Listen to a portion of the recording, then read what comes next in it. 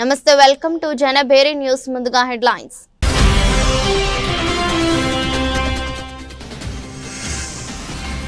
అమెరికాలో golden dome క్షిపణి రక్షణ వ్యవస్థకు ట్రంప్ శ్రీకారం.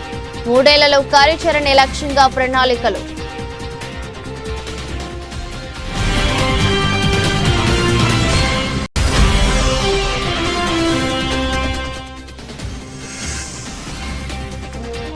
పాకిస్తాన్ పై దౌత్య యుద్ధం ప్రారంభం. మొదలైన ఎంపీల దౌత్య యాత్ర.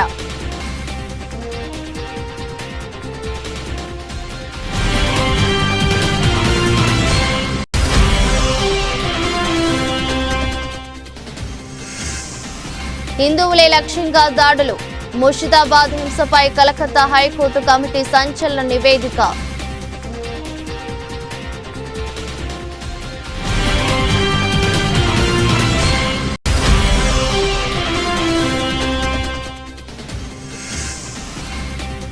నోటీసులు ఎన్ని ఇచ్చినా ధైర్యంగా ఎదుర్కొంటాం స్పష్టం చేసిన BRS working president KTR.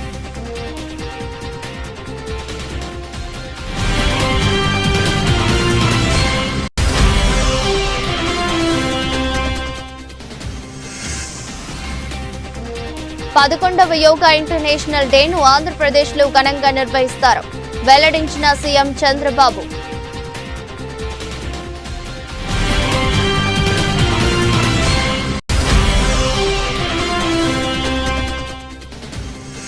Hyderabad లో సేస్ స్కూల్ ప్రాంగణంలో హైడ్రా కూల్చివేతలు. స్థానికుల ఫిర్యాదుతో రంగంలోకి దిగిన హైడ్రా అధికారులు.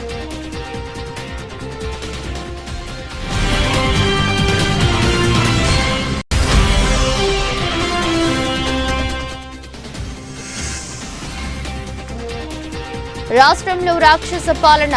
మాజీ ముఖ్యమంత్రి YS Jagan fire.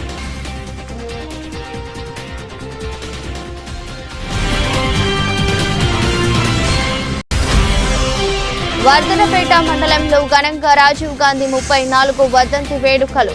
నివాళులర్పించిన Congress party నాయకులు.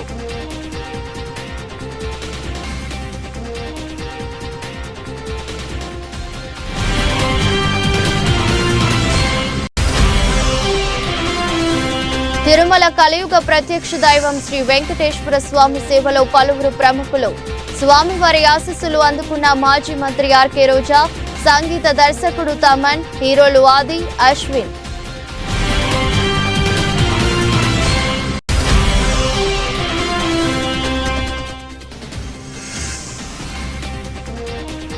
యువ ఆటగాళ్లకు కీలక సూచనలు చేసిన ధోని. అంచనాల ఒత్తిడిని తట్టుకోవాలని వ్యాఖ్య.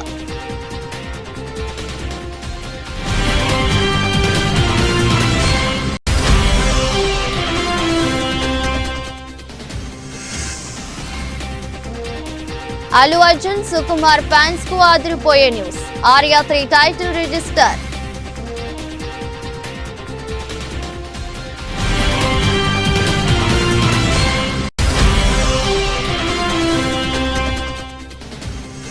భారీ లాభాల్లో స్టాక్ మార్కెట్లు.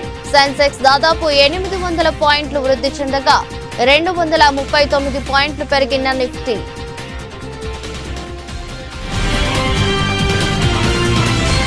అమెరికాను క్షిపణి దాడుల నుంచి సంరక్షించేందుకు ఉద్దేశించిన గోల్డెన్ డోమ్ అనే అత్యాధునిక క్షిపణి రక్షణ వ్యవస్థ ప్రణాళికను అధ్యక్షుడు డొనాల్డ్ ట్రంప్ వైట్ హౌస్ లో ఆవిష్కరించారు.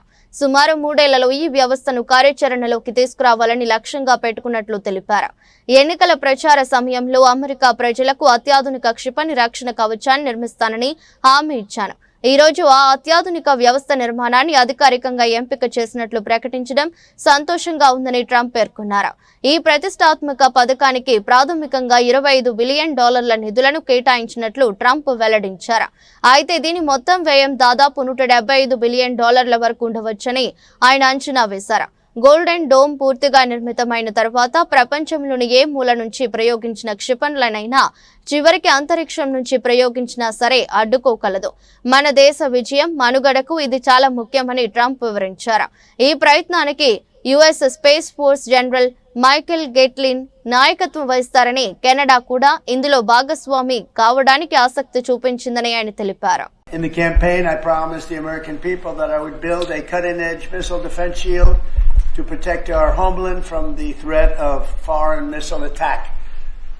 And that's what we're doing. Today I'm pleased to announce that we have officially selected an architecture for the state-of-the-art system that will deploy next-generation technologies across the land, sea, and space, including space-based sensors and interceptors. And Canada has called us and they want to be a part of it. So we'll be talking to them. They want to have protection also. So as usual, we help Canada do the best we can. This design for the Golden Dome will integrate with our existing defense capabilities and should be fully operational before the end of my term. So we'll have it done in about 3 years. Once fully constructed, the Golden Dome will be capable of intercepting missiles even if they are launched from other sides of the world and even if they are launched from space. Pakistan ఉగ్రవాద సంబంధాలను ప్రపంచ దేశాల ముందు ఉంచేందుకు భారత్ తన దౌత్య కార్యకలాపాలను ముమ్మరం చేసింది. ఇందులో భాగంగా 7 భారత ప్రతినిధి బృందాల్లో 2 బృందాలు తమ తమ నిర్దేశిత దేశాలకు ఈరోజు బయలుదేరాయి. జేడీయూ ఎంపీ సంజయ్ షా నేతృత్వంలోని బృందం తొలుత ఇండోనేషియా, మలేషియా, దక్షిణ కొరియా, జపాన్, సింగపూర్ దేశాల్లో పర్యటించనుంది. ఈ బృందంలో బీజేపీ ఎంపీలు అపరాజిత సారంగి, బ్రిజ్ లాల్, హేమాంగ్ జోషి, ప్రధాన్ బారువా, తృణమూల్ కాంగ్రెస్ నేత Abhishek Banerjee, CPM MP John Brittas, Congress senior నేత సల్మాన్ ఖుర్షీద్, మాజీ దౌత్యవేత్త మోహన్ కుమార్ ఉన్నారు. శివసేన ఎంపీ శ్రీకాంత్ షిండే నేతృత్వంలోని మరో బృందం UAE, Democratic Republic of Congo, Sierra, Liberia దేశాలకు వెళ్లనుంది. పాకిస్తాన్ ప్రభుత్వం ఉగ్రవాదాన్ని ప్రోత్సహిస్తుంది. గత 40 ఏళ్లుగా దీని ప్రభావం మాపై పడుతుంది. ఉగ్రవాదం విషయంలో పాక్ వైఖరిని ప్రస్తుతం ప్రపంచ వేదికలపై ఎండగట్టబోతున్నామని సంజయ్ షా ప్రయాణానికి ముందు తెలిపారు. 140 కోట్ల భారతీయుల భద్రతా విషయంలో తామంతా రాజకీయాలకు అతీతంగా పనిచేస్తామని, ఉగ్రవాదానికి వ్యతిరేకంగా ప్రభుత్వం చేస్తున్న పోరాటానికి మద్దతుగా నిలుస్తామని చెప్పారు. పాల్గాంలో 26 మంది అమాయకులను పొట్టనబెట్టుకున్న ఉగ్రదాడికి ప్రతీకారంగా భారత్ ఆపరేషన్ సింధూర్ కింద పాకిస్తాన్ పాక్ ఆక్రమిత కాశ్మీర్లోని ఉగ్ర స్థావరాలపై వైమానిక దాడులు చేసిన విషయం తెలిసిందే. ఈ నేపథ్యంలో పాకిస్తాన్ వాదనలను తిప్పికొట్టి వాస్తవాలను ప్రపంచానికి వివరించేందుకు ఈ దౌత్య యాత్ర చేపట్టారు. పశ్చిమ బెంగాల్లోని ముర్షిదాబాద్ జిల్లాలో గత నెలలో చోటు చేసుకున్న హింసాత్మక ఘటనల్లో అధికార తృణమూల్ కాంగ్రెస్ నేత ప్రమేయం ఉన్నట్లు కలకత్తా హైకోర్టు నియమించిన విచారణ కమిటీ తన నివేదికలో వెల్లడించింది. వక్ఫ్ సవరణ బిల్లు ఆమోదం పొందుతున్న సమయంలో చెలరేగిన ఈ దాడులు ప్రధానంగా హిందువులను లక్ష్యంగా చేసుకుని జరిగాయని, బాధితులు సహాయం కోసం అభ్యర్థించినప్పటికీ స్థానిక పోలీసులు స్పందించడంలో విఫలమయ్యారని నివేదిక పేర్కొంది. ముర్షిదాబాద్లో జరిగిన హింసాత్మక ఘటనలపై హైకోర్టు ఏర్పాటు చేసిన విచారణ కమిటీ సంచలన విషయాలను వెలుగులోకి తెచ్చింది. ఈ దాడులకు స్థానిక కౌన్సిలర్ తృణమూల్ కాంగ్రెస్ నేత మహబూబ్ ఆలం సూత్రధారి అని నివేదిక ఆరోపించింది. స్థానిక కౌన్సిలర్ మహబూబ్ ఆలం దుండగులతో కలిసి వచ్చి దాడులను పాల్పడ్డారు. పోలీసులు పూర్తిగా నిర్లక్ష్యం వహించారు. ఘటనా స్థలంలో వారి జాడ కనిపించలేదని నివేదికలో కమిటీ స్పష్టం చేసినట్లు ఆంగ్ల మీడియా పేర్కొంది. ముఖ్యంగా ఏప్రిల్ 11 మధ్యాహ్నం 2:30 తర్వాత ఈ దాడి జరిగినట్లు నివేదిక తెలిపింది. దుండగులు విచక్షణ రహితంగా ఇళ్లకు నిప్పు పెట్టడం, దుకాణాలు, మాల్స్ ను లూటీ చేయడం, ధ్వంసం చేయడం వంటి చర్యలకు పాల్పడ్డారని కమిటీ వివరించింది.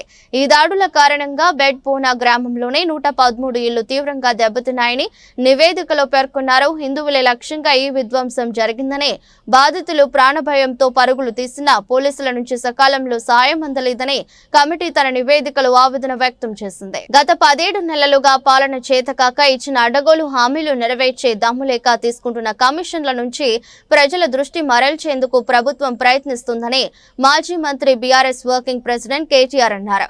కేసీఆర్, హరీష్ రావులను నోటీసులు ఇవ్వడంపై కేటీఆర్ స్పందించారు. ఈ విషయమై ఆయన మీడియాతో మాట్లాడుతూ ఎన్ని నోటీసులు ఇచ్చినా, ఎన్ని డ్రామాలాడినా, పూటకు కమిషన్ వేసి ఎన్ని చిల్లర ప్రయత్నాలు చేసినా రేవంత్ సర్కార్ను వదిలిపెట్టే ప్రసక్తి లేదన్నారు. ముమ్మాటికి న్యాయం, ధర్మమే గెలుస్తుందని కేటీఆర్ ధీమా వ్యక్తం చేశారు. 17 నెలలుగా పాలన చేతగాక ప్రజలకిచ్చిన అడ్డగోలు హామీలను నెరవేర్చే దమ్ములేక తాము తీసుకునే కమిషన్ల మీద ఇవాళ రాష్ట్రం మొత్తం గగ్గోలు పెడుతుంటే, ముఖ్యంగా రాష్ట్రంలో ఉండే ఈ చిన్న చిన్న వర్కులు చేసుకునే కాంట్రాక్టర్లతో సహా అందరూ చివరికి సెక్రటేరియట్కి వచ్చి ఇది కమిషన్ల ప్రభుత్వం అని చెప్పి 20% కమిషన్ 30% కమిషన్ అంటూ వాళ్ళు ధర్నాలు చేయడం, చివరికి కాంగ్రెస్ పార్టీ ఎమ్మెల్యేలు కాంగ్రెస్ పార్టీ మంత్రులే ఈ ప్రభుత్వంలో కమిషన్లు లేనిది, పైసలు లేనిది, పర్సెంటేజీలు లేనిది ఏది జరగదు అని నిష్కర్షగా ఇవాళ బహిరంగ వేదికల మీదే చెప్తా ఉంటే ఏం చేయాలనో తెలియక దిక్కుదోచక తమ కమిషన్ల నుంచి ప్రజల దృష్టి మలచడానికే ఇవాళ కమిషన్లని దానికేదో నోటీసులని ఈ ప్రభుత్వం డ్రామా చేస్తా ఉన్నది. ప్రజాపాలన కాస్త ఈరోజు పర్సెంటేజ్ల పాలనగా మారిపోయింది. ఇది వాస్తవం. 20%, 30% అనేది మేం చేస్తున్న ఆరోపణ కాదు. ఇవాళ స్వయంగా కాంగ్రెస్ పార్టీ ఎమ్మెల్యేలు, మంత్రులు చెప్తున్న మాట, ఈ రాష్ట్రంలో కాంట్రాక్టర్లు సెక్రటేరియట్లోనే ధర్నా చేసే దుస్థితి వచ్చిన మాట వాస్తవం. ఇది కాంగ్రెస్ బీజేపీ కలిపి వండుతున్న వంటకం ఏదైతే ఉందో, కాళేశ్వరాన్ని ఒక విఫల ప్రయోగంగా చిత్రీకరించే ప్రయత్నం ఏదైతే ఉందో, ప్రజలకు వాస్తవాలు తెలుసు. మాకు ఈ దేశంలోని చట్టాల మీద, న్యాయ వ్యవస్థ మీద మాకు సంపూర్ణమైన విశ్వాసం ఉంది. తప్పకుండా ఈ ప్రభుత్వాన్ని మాత్రం తప్పించుకుందామనే ప్రయత్నం చేస్తూ ఉన్నారు. అంటే కమిషన్ల పేరిట, కాలయాపన పేరిట, కమిటీల పేరిట తామిచ్చిన 6 గ్యారంటీలు, 420 హామీలు, వాటిని ప్రజల దృష్టి వాటి నుంచి పక్కకు తీసుకుపోయే ప్రయత్నం ఏదైతే చేస్తున్నారో వదిలిపెట్టే సమస్య లేదు. మీరు ఎన్ని నోటీసులు ఇచ్చినా, ఎన్ని డ్రామాలు ఆడినా అవన్నీ కూడా తప్పకుండా దూది పింజల్లాగా తేలిపోతాయనే మాట కూడా తప్పకుండా చెబుతూ, ముమ్మాటికి న్యాయము ధర్మము గెలుస్తుంది. ముమ్మాటికి తెలంగాణకు మేలు చేసిన వాళ్ళని ఆ దేవుడు కాపాడతాడు. మీరు ఎన్ని చిల్లర ప్రయత్నాలు చేసినా, వచ్చి 17 నెలల నుంచి మీరు చేస్తున్నాయని చిల్లర ప్రయత్నాలే. ఈ కమిషన్ అని, ఆ కమిషన్ అని, ఈ ఎంక్వైరీని, ఆ ఎంక్వైరీని. అందుకే నేను చెప్పేది, ఈ 3D మంత్రం ఎక్కువ రోజులు నడవదు. ఈ డిసెప్షన్, డిస్ట్రాక్షన్ అనే మీ ఆలోచన ఏదైతుందో ఎక్కువ రోజులు నడవదు. తప్పకుండా తెలంగాణ ప్రజలు తిరగబడే రోజు కూడా వస్తుంది. ముమ్మాటికి రేవంత్ రెడ్డి ప్రభుత్వానికి, ఈ స్కామ్ గ్రేస్ ప్రభుత్వానికి తప్పకుండా బుద్ధి చెప్తారనే మాట కూడా నేను తెలియజేస్తాను. 11వ యోగా ఇంటర్నేషనల్ డేను ఆంధ్రప్రదేశ్లో ఘనంగా నిర్వహిస్తామని ముఖ్యమంత్రి చంద్రబాబు నాయుడు అన్నారు. బుధవారం మీడియాతో మాట్లాడుతూ నాగరికతకు భారతదేశం పెట్టింది పేరన్నారు. యోగా మన వారసత్వమని, యోగా ఇంటర్నేషనల్ డేగా గుర్తింపు రావడానికి ప్రధానమంత్రి నరేంద్ర మోదీ కారణమన్నారు.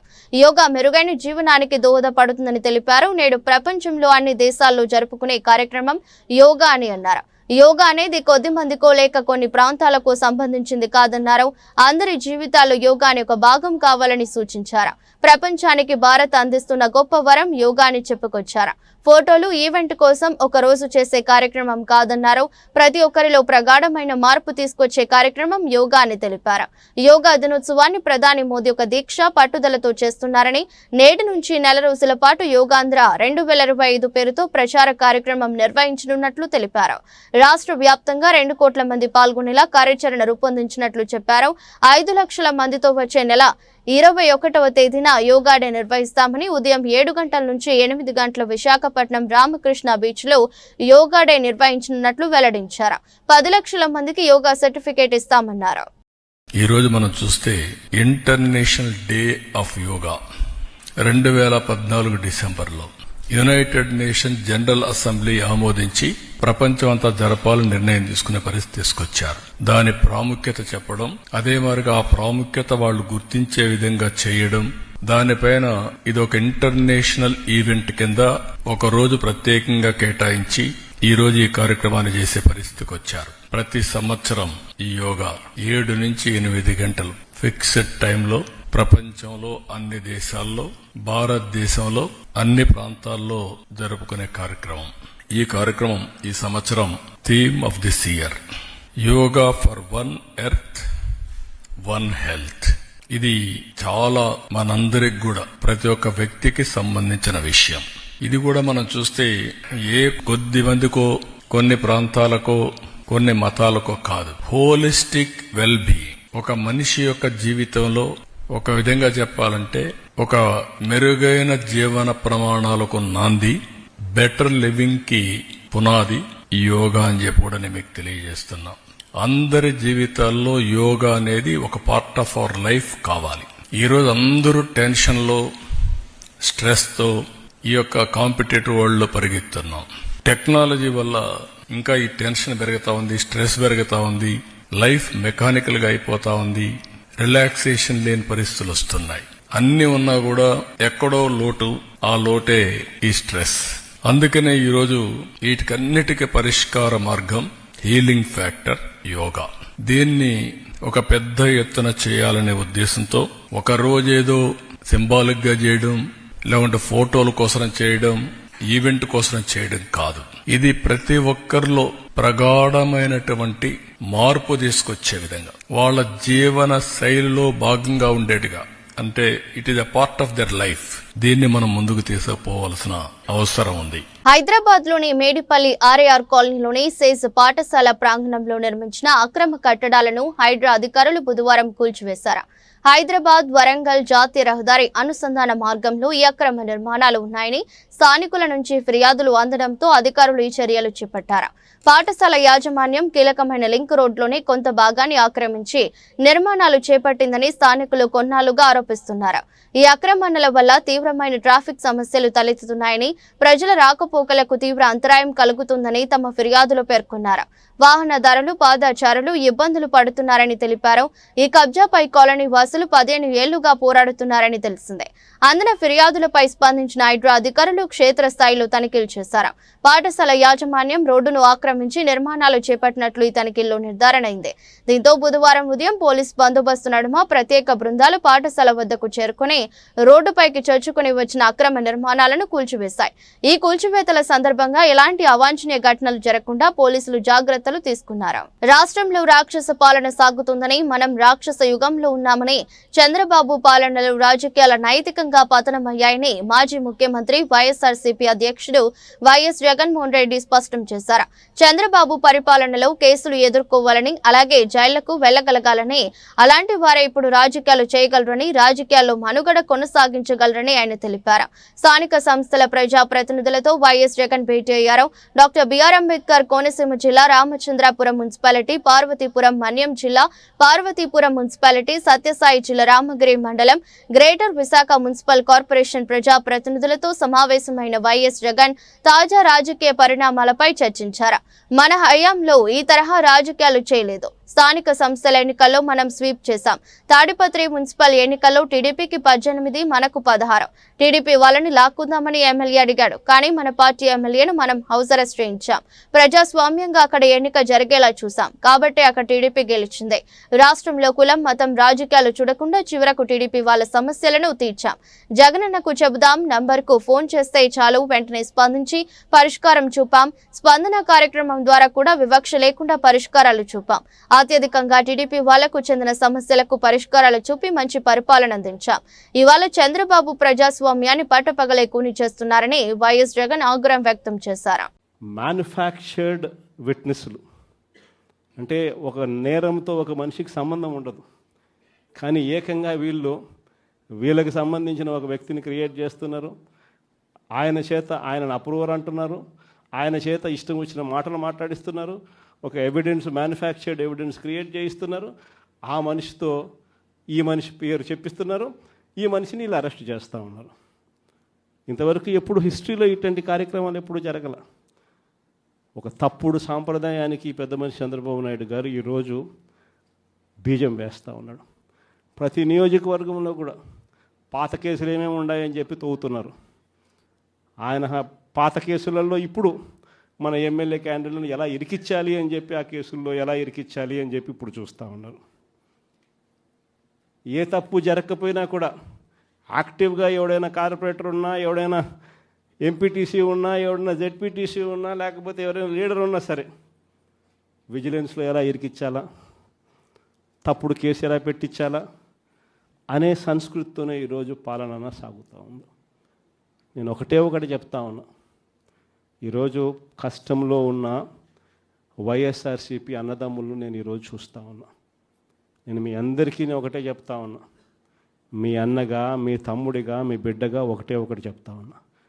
నెక్స్ట్ వచ్చే జగన్ 2.0లో పరిస్థితి ఈ మాదిరిగా ఉండదు. ఈరోజు ప్రతి కార్యకర్త కష్టాన్ని చూస్తూ ఉన్నా కాబట్టి చెప్తా ఉన్నా. ఇంతకుముందు మన హయాంలో మనం వచ్చే టయానికే కోవిడ్ మహమ్మారి మధ్యలో 2019 జూన్లో మనం ప్రమాణ స్వీకారం చేశాం. ఆ తర్వాత ఆ మార్చిలోనే ముగియక మునిపే, ఒక సంవత్సరం కూడా సరిగ్గా ముగియక మునిపే 2020 20 మార్చి వచ్చేసరికి వెంటనే కోవిడ్ వచ్చింది. ఆ తర్వాత 2 సంవత్సరాలు కోవిడ్తో మనం యుద్ధం చేయాల్సిన పరిస్థితుల మధ్య మన పాలన సాగింది. బహుశా కార్యకర్తలకు అనుకున్న మేరకు బహుశా నేను చేయలేకపోయి ఉండొచ్చు. కానీ ఇవాళ ఒకటే చెప్తా ఉన్నా, ఈరోజు ఈ కష్టాన్ని చూసిన వ్యక్తిగా చెప్తా ఉన్నా, రేపొద్దున ఇలా ఉండదు. రేపొద్దున జరిగే ప్రతి విషయంలోనూ వైఎస్ఆర్సీపీకి కార్యకర్తే నెంబర్ 1గా ఉంటాడని మాత్రం ఖచ్చితంగా చెప్తా ఉన్నా. ప్రతి కార్యకర్తకు నేను ఒకటే చెప్తా ఉన్నా, ఎవడెవడైతే మీకు అన్యాయం చేశాడో పర్వాలా, అన్యాయం చేయండి, చేయించుకుంటాం, టైం మీది, కానియండి, కొట్టండి అని చెప్పండి. ఆడు ఎవడు ఏం చేస్తా ఉన్నాడో పేరు రాసుకోండి. రెడ్ బుక్ అని నేను చెప్పను కానీ. మాజీ ప్రధాని రాజీవ్ గాంధీ 34వ వర్ధంతి పురస్కరించుకుని వరంగల్ జిల్లా వర్ధనపేట మండలం అంబేద్కర్ సెంటర్ లో బుధవారం జిల్లా ఎస్పీ సెల్ అధ్యక్షులు తుళ్ల రవి ఆధ్వర్యంలో ఘనంగా నిర్వహించారు. ఈ సందర్భంగా చిత్రపటానికి పూలమాలలు వేసి నివాళులర్పించి మాట్లాడుతూ, భారతదేశంలో టెక్నాలజీ తెచ్చి గొప్ప సంస్కరణలు తెచ్చి దేశం నేడు అభివృద్ధి చెందే విధంగా పునాది వేసింది రాజీవ్ గాంధీ అని, 18 ఏళ్లకే ఓటు హక్కు కల్పించిన ఘనత రాజీవ్ గాంధీకి దక్కిందని, చట్టసభల్లో మహిళలకు 33% రిజర్వేషన్ ఘనత కాంగ్రెస్ పార్టీ రాజీవ్ గాంధీని కొనియాడారు. ప్రతి కాంగ్రెస్ కార్యకర్త ఆదర్శంగా తీసుకోవాలని సూచించారు. మన భారత మాజీ ప్రధాని రాజీవ్ గాంధీ వర్ధంతి 34వ సందర్భంగా నేడు వర్ధనపేట పట్టణ కేంద్రంలో అతనికి ఘన నివాళులు వరంగల్ ఎస్ఎస్ఎల్ జిల్లా కాంగ్రెస్ పార్టీ పక్షాన ఘన నివాళులు తెలియడం జరిగింది. మరి రాజీవ్ గాంధీ లేని లోటు కాంగ్రెస్ పార్టీకి తీవ్ర ఇబ్బందులకు గురైనాయి. నేటికి ఐటీ రంగంలో సాంకేతిక విప్లవ మార్పులు తీసుకొచ్చిన ఘనత రాజీవ్ గాంధీ గారికి దక్కింది. 18 ఏళ్లకే ఓటు హక్కు కల్పించిన మన నాయకుడు రాజీవ్ గాంధీ గారు. అలాగే 32-31వ ఆర్థిక ప్రణాళిక ప్రకారం మహిళలకు చట్టసభల్లో రిజర్వేషన్ కల్పించిన ఘనత కూడా మన రాజీవ్ గాంధీ గారికి దక్కిందని సగర్వంగా కాంగ్రెస్ పార్టీ నాయకుల పక్షాన తెలియజేయడం జరుగుతుంది. ఈ కార్యక్రమానికి విచ్చేసిన వరంగల్ జిల్లా కాంగ్రెస్ పార్టీ ఉపాధ్యక్షులు భావన గారు, వారి వర్ధనపేట మండల అధ్యక్షులు సమ్మయ్య గారు, మరియు సీనియర్ నాయకులు మాజీ ఎంపీటీసీ నిరంజన్ గారు, మరియు ఎంఆర్పిఎస్ పోలిట్ బ్యూరో సభ్యుడు అన్న సీనన్న గారికి, మరి లేబర్తి గ్రామ నివాసి అయిన మా పంతులు యాకే సార్ గారికి కృతజ్ఞతలు, ధన్యవాదాలు తెలియజేసుకుంటూ ఈ సమావేశాన్ని ముగిస్తున్నాం. తిరుమల కలియుగ ప్రత్యక్ష దైవం శ్రీ వెంకటేశ్వర స్వామి సేవలో పలువురు ప్రముఖులు పాల్గొని స్వామివారి ఆశీస్సులు అందుకున్నారు. బుధవారం ఉదయం వీఐపీ విరామ సమయంలో మాజీ మంత్రి ఆర్కే రోజా, సంగీత దర్శకుడు తమన్, హీరోలు ఆది, అశ్విన్లు శ్రీవారిని దర్శించుకుని మొక్కులు తీర్చుకున్నారు. వీరికి ఆలయ అధికారులు దగ్గరుండి దర్శన ఏర్పాట్లను చేశారు. దర్శనం అనంతరం ఆలయ రంగనాయకుల మండపంలో వేద పండితులు వేద ఆశీర్వచనం అందించగా అధికారులు స్వామివారి తీర్థ ప్రసాదాలను అందజేశారు. ఐపీఎల్ 2025 సీజన్ లో భాగంగా Chennai super Kings Rajasthan Royals జట్ల మధ్య జరిగిన హోరీ పోరులో రాజస్థాన్ 6 వికెట్ల తేడాతో విజయం సాధించింది. ఈ మ్యాచ్ ముగిసిన అనంతరం చెన్నై సూపర్ కింగ్స్ మాజీ కెప్టెన్ మహేంద్ర సింగ్ ధోని యువ క్రికెటర్లతో కాసేపు ముచ్చటించారు. ఈ సందర్భంగా వారికి పలు విలువైన సలహాలు, సూచనలు అందజేశారు. యువ ఆటగాళ్లను ఉద్దేశించి ధోని మాట్లాడుతూ, మీ మీద అంచనాలు పెరిగినప్పుడు ఒత్తిడికి గురి కావద్దు, సీనియర్ ఆటగాళ్లు కోచింగ్ సిబ్బంది నుండి నేర్చుకోండి, యువ ఆటగాళ్లు 200+ స్ట్రైక్ రేటుతో పరుగులు చేయాలనుకున్నప్పుడు బ్యాటింగ్ లో నిలకడ కొనసాగించడం కష్టమే. అయినా మ్యాచ్ లో ఏ దశలో అయినా 6లు కొట్టగల సామర్థ్యం వారి సొంతమన్నారు. అంచనాల భారాన్ని మోయకుండా సహజ సిద్ధమైన ఆట తీరును ప్రదర్శించాలని యువకులకు సూచించారు. ఇదే క్రమంలో తమ జట్టు ప్రదర్శన పైన ధోని స్పందించారు. మేం ప్రత్యర్థి జట్టు ముందు మంచి లక్ష్యమే ఉంచాం, కానీ మ్యాచ్ ఆరంభంలో త్వరగా వికెట్లు కోల్పోవడంతో లోయర్ మిడిల్ ఆర్డర్ పై ఒత్తిడి పడింది. బ్రేవిస్ చక్కటి ఇన్నింగ్స్ ఆడాడు. అతడు బ్యాటింగ్ చేస్తున్నప్పుడు రన్ రేట్ చక్కగా ఉంది, కానీ మేము మొదట్లోనే వికెట్లు కోల్పోవడంతో దాన్ని కొనసాగించలేకపోయామని ధోని వివరించారు. పుష్కర కాలం క్రితం అల్లు అర్జున్, సుకుమార్ కాంబినేషన్ లో వచ్చిన ఆర్య 2 చిత్రాలు సృష్టించిన సంచలనం అంతా ఇంత కాదు. ఒకదాన్ని మించి మరొకటి డిఫరెంట్ స్క్రీన్ ప్లే, పాటలతో, స్టోరీతో యూత్ కు మరపురాని జ్ఞాపకంగా మలిచారు. ఆపై ఈ సిరీస్ లో 3వ చిత్రం వస్తుందని భావించినా అవి ముందట పడలేదు. ఆ తర్వాత అల్లు అర్జున్ జాతీయ స్థాయిలో గుర్తింపు తెచ్చుకోవటం, సుకుమార్ సైతం అదే స్థాయిలో పేరు తెచ్చుకుని సౌత్ లో one of the top director గా కొనసాగుతున్నారు. ఈ నేపథ్యంలో ఉన్నఫలంగా ఆర్య 3 సినిమా విషయంలో ఓ ఆసక్తికర అప్డేట్ నెట్టింట చక్కర్లు కొడుతుంది. ఇదిలా ఉంటే వీరి కాంబినేషన్ లో ఆర్య 3 ఉంటుందని సుకుమార్ గతంలో మాట వరుసకు అన్నప్పటికీ అవి చేతల వరకు రాకపోవడంతో ఆ సినిమా గురించి అంతా మరచిపోయారు. తీరా ఇప్పుడు తాజాగా దిల్ రాజు శ్రీ వెంకటేశ్వర క్రియేషన్ సంస్థ ఆర్య 3 టైటిల్ ను రిజిస్టర్ చేయించడం ఇప్పుడు సర్వత్రా హాట్ టాపిక్ గా మారింది. సడన్ గా ఆర్య 3 విషయం బయటకు రావడంతో అంతా టాలీవుడ్ ఏం జరుగుతుంది అంటూ మాట్లాడుకుంటున్నారు. దర్శకుడు హీరో పాన్ ఇండియా ఇమేజ్ కలిగి ఉండి ఇప్పుడు ఈ టైటిల్ తో తిరిగి ప్రేమ కథ చేస్తారా లేక విజయ్ దేవరకొండ ఆశిష్ రెడ్డిలలో ఇద్దరితో ఎవరితోనైనా ఈ సినిమాను తెరకెక్కించబోతున్నారా అనే వార్తలు తెగ ప్రచారం అవుతున్నాయి. మరోవైపు ఇతరులు ఎవరైనా ఈ టైటిల్ తీసుకోక మునుపే ముందు జాగ్రత్తగా దిల్ రాజు బ్యానర్ ఈ టైటిల్ రిజిస్టర్ చేసి తన వద్ద పెట్టుకుందా అనేది తెలియాల్సి ఉంది. అసలు విషయం తెలియడానికి మరికొద్ది రోజుల సమయం పాటు అవకాశం ఉంది. భారత స్టాక్ మార్కెట్లు నేడు లాభాలతో మొదలై క్రమంగా పుంజుకున్నాయి. దీంతో నిన్నటి భారీ నష్టాల నుంచి మార్కెట్ రికవరీ అయిందని చెప్పవచ్చు. ఈ క్రమంలో ఉదయం 10.36 గంటల నాటి బీఎస్సీ సెన్సెక్స్ 800 పాయింట్లు లాభపడగా ఎన్ఎస్సీ నిఫ్టీ 259 పాయింట్లు ఎగబాకింది. ఇదే సమయంలో బ్యాంక్ నిఫ్టీ 457 పాయింట్లు వృద్ధి చెందగా నిఫ్టీ మిడ్ క్యాప్ 100 సూచీ మాత్రం 532 పాయింట్లు పైకి చేరింది. ఈ క్రమంలో మదుపర్లు కొన్ని నిమిషాల వ్యవధిలోనే లక్షల కోట్ల రూపాయలను దక్కించుకున్నారు. మరికొంతమంది ఇన్వెస్టర్లు మాత్రం నష్టపోయారు. ఈ నేపథ్యంలో ప్రస్తుతం Bharat Electricals, Bajaj Auto, Sun Pharma, Cipla, M&M కంపెనీల స్టాక్స్ టాప్ 5 లాభాల్లో ఉండగా Shriram Finance, IndusInd Bank, Kotak Mahindra, Airtel కంపెనీల స్టాక్స్ టాప్ 4 నష్టాల్లో ఉన్నాయి. విభాగాల వారీగా చూస్తే నిఫ్టీ ఐటీ 0.4% తగ్గింది. నిఫ్టీ ఫార్మా 1.4% లాభపడగా Nifty mid cap 0.1%, Nifty small cap 0.1% తగ్గింది. అంతర్జాతీయ అంశాల మధ్య ముడి చమురు ధరలు మళ్లీ దూసుకుపోతున్నాయి. తాజా సమాచారం ప్రకారం ఇజ్రాయెల్ అణు కేంద్రాలపై దాడి చేయాలని ఇరాన్ పై యోచిస్తున్నట్టు వచ్చిన వార్తల నేపథ్యంలో ముడి చమురు ఫ్యూచర్లు బుధవారం ఉదయం పెరుగుదలను నమోదు చేశాయి. ఈ క్రమంలో బుధవారం ఉదయం 9:26 సమయానికి జులై బ్రెంట్ ఆయిల్ ఫ్యూచర్స్ 1.48% పెరిగి $6.35 వద్ద ట్రేడ్ అవుతున్నాయి. వార్తలు ముగించే ముందు మరోసారి హెడ్లైన్స్.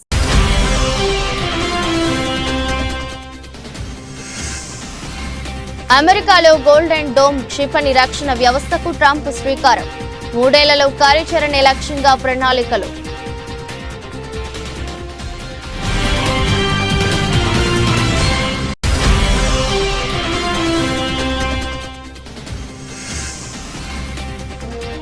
పాకిస్తాన్ పై దౌత్య యుద్ధం ప్రారంభం. మొదలైన ఎంపీల దౌత్య యాత్ర.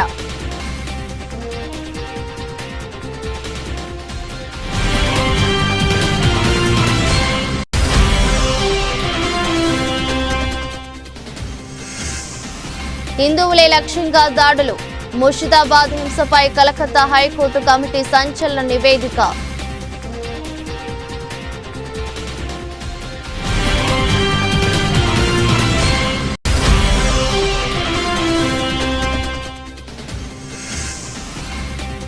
నోటీసులు ఎన్ని ఇచ్చినా ధైర్యంగా ఎదుర్కొంటాం స్పష్టం చేసిన బీఆర్ఎస్ వర్కింగ్ ప్రెసిడెంట్ కేటీఆర్.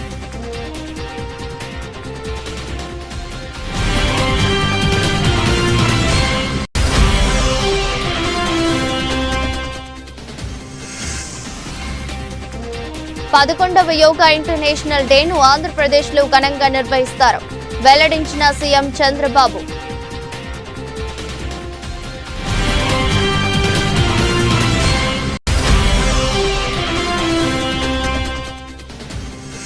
హైదరాబాద్లో సేస్ స్కూల్ ప్రాంగణంలో హైడ్రా కూల్చివేతలు. స్థానికుల ఫిర్యాదుతో రంగంలోకి దిగిన హైడ్రా అధికారులు.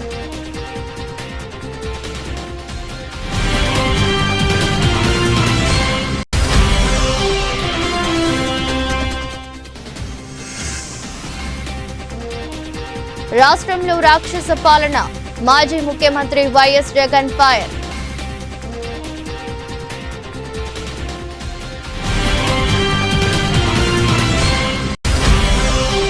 వర్ధనపేట మండలంలో ఘనంగా రాజీవ్ గాంధీ 34వ వర్ధంతి వేడుకలు. నివాళులర్పించిన కాంగ్రెస్ పార్టీ నాయకులు.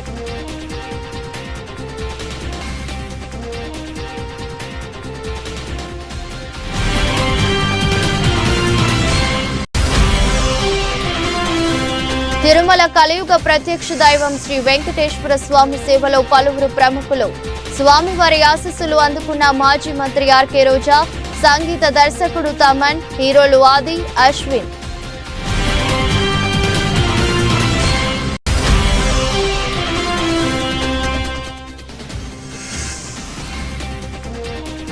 యువ ఆటగాళ్లకు కీలక సూచనలు చేసిన ధోని, అంచనాల ఒత్తిడిని తట్టుకోవాలని వ్యాఖ్య.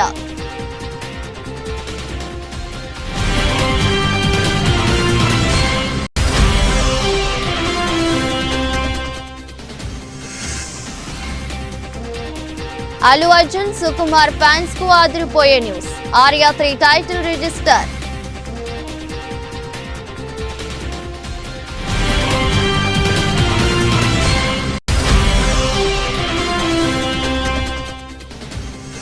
భారీ లాభాల్లో స్టాక్ మార్కెట్లు. సెన్సెక్స్ దాదాపు 800 పాయింట్లు వృద్ధి చెందగా 239 పాయింట్లు పెరిగిన నిఫ్టీ.